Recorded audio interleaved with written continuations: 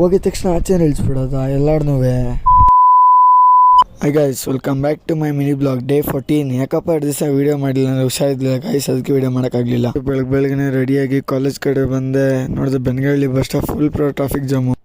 ಸರಿ ಅಂದ್ಬಿಟ್ಟು ಟ್ರಾಫಿಕ್ ಜಾಮಲ್ಲಿ ಹೆಂಗೋ ಮಾಡ್ಕೊಂಡು ಬಂದ್ರಿ ಗೈಸ್. ನೋಡಿದ್ರೆ ಆಚೆ ನಿಲ್ಲಿಸ್ಬಿಟ್ರೆ ಫಸ್ಟ್ ಪೀರಿಯಡೇ. ಸರಿ ಅಂದ್ಬಿಟ್ಟು ನಮ್ಮ ಪ್ರಿನ್ಸಿಪಲ್ ಮ್ಯಾಮ್ ಬಂದು ಒಳಗಡೆ ಕಳಿಸ್ರು ಗೈಸ್. ನಾವು ಬಿಡ್ತೀರಾ ಆಚೆ ಬಂದುಬಿಟ್ಟು ನಮ್ಮ ಫಸ್ಟು ಡಿಗ್ರಿ ಅವ್ರಿಗೆಲ್ಲ ಗ್ರ್ಯಾಜುಯೇಷನ್ ಡೇ ನಡೀತೈತೆ. ಅವ್ರು ಸ್ವಲ್ಪ ಗೋಳ ಇಟ್ಕೊಂಡು ಮೇಲೆ ಬಂದು ಆಟಗಳು ಆಡ್ಕೊಂಡಿದ್ರಿ ಗೈಸ್. ಸರ್ ಬನ್ನಿ ಸರ್ ಇಲ್ಲ ಸರ್, ನಿಮ್ಮ ಮಗನಿಂದ ಕಾಲೇಜ್ ಕೆಡ್ತಿದೆಯೋ ಕಾಲೇಜೇ ನಿಮ್ಮ ಮಗನ ಕೆಡಿಸ್ತಾವೆ ಗೊತ್ತಿಲ್ಲ ಸರ್. ನಿಮ್ಮ ಮಗನಿಂದ ಕಾಲೇಜು ಕೆಡ್ತು, ಕಾಲೇಜಲ್ಲರೂ ಹುಡುಗರು ಕೆಟ್ಟರು ಸರ್, ದಯವಿಟ್ಟು ಟಿ ಸಿ ತೊಗೊಂಡೋಗ್ಬಿಡಿ ಅಂದರು.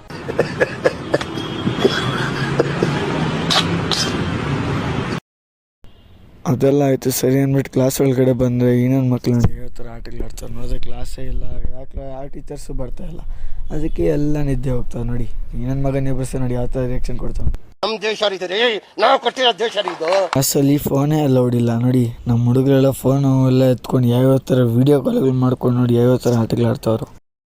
ಅದೆಲ್ಲ ಮುಗೀತು ಅಂತ ಕೆಳಗಡೆ ಬಂದು ನೋಡಿದ್ರೆ ಇವರೇನೋ ನೆಕ್ಸ್ಟ್ ಫೆಸ್ಟಿಗೇನೋ ರೆಡಿ ಮಾಡ್ತಾಯಿದ್ರು. ಅದನ್ನೆಲ್ಲ ನೋಡ್ಕೊಂಡು ನೋಡಿ ಯಾವ ಥರ ಅಲ್ಲೊಂದು ವೀಡಿಯೋ ಮಾಡ್ಕೊಂಡು ಮಸ್ತಾಗಿ ಬಂದ್ರಿ. ಫುಲ್ಲು ಎಡಿಟಿಂಗ್ ಎಲ್ಲ ಮುಳುಗೋಗೋರೆ.